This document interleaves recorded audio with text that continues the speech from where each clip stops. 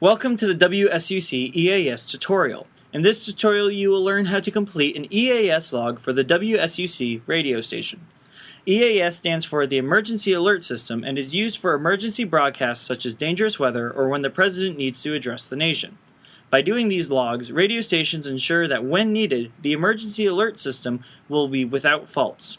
EAS logs must be completed every week and stored in a binder that is located at the station.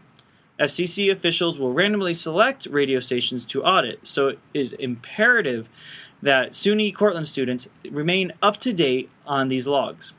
To complete logs, you will first need to go to a computer at the radio station. Open a web browser and there should be a bookmark called NDEC Sage. Once you click on the bookmark, you'll just have to fill out the credentials that will be provided by your general manager.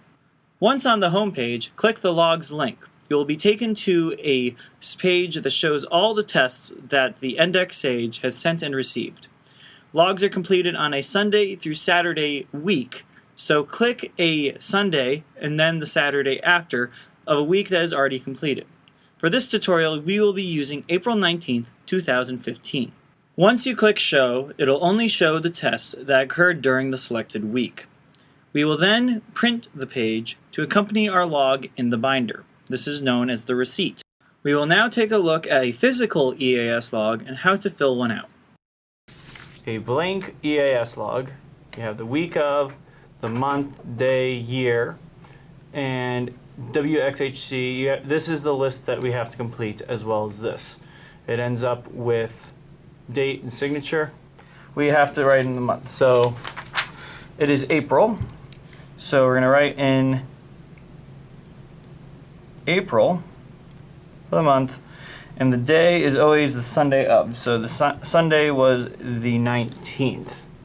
We're talking about, and then the year is just whatever year we're doing. So if you're all caught up, it is 2015. Excuse for the bad handwriting. Now you may want to make sure that your handwriting is neater than mine. So we're going to go through the first thing. So the first thing that we have on our logs is the CAP. So we're going to move down to here. CAP does a weekly. Monthly is really more once a year, so you don't have to worry about that per month. So we're going to go with the weekly, and there's a lot of matched filter, others received from CAP only. But if we go down to the last sentence as well, 11 a.m. Monday, April 20th, and 12 p.m. So let's start off. So the first thing we're going to do is we're going to do the day, which was Monday. So you can just put MON, abbreviate it, but make it obvious that we're talking about Monday. We're talking about 4/20 is the date, and the time is 11 o'clock even. We have this day, date, time, operator.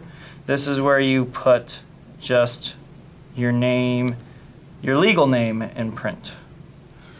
And then there, you have signature is there. Now the next thing we got is severe thunderstorm watch on 4/20 at 1957, and same thing on 2026. Because I'm looking down at KBGM, you can easily put that down to the additional EAS activity in comments below on the back. I used to, but it is not needed. The only time you need a severe thunderstorm warning is if instead of doing a weekly, they just did the thunderstorm warning, the winter warning, and such.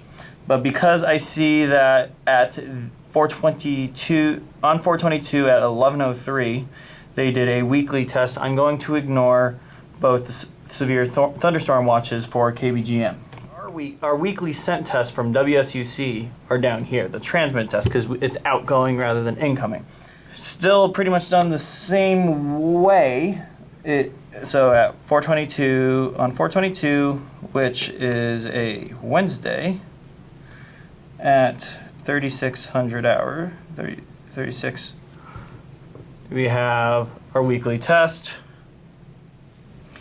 and signature there. So there were no monthlies, just double check there's nothing there. And yeah, I mean, you have notes here.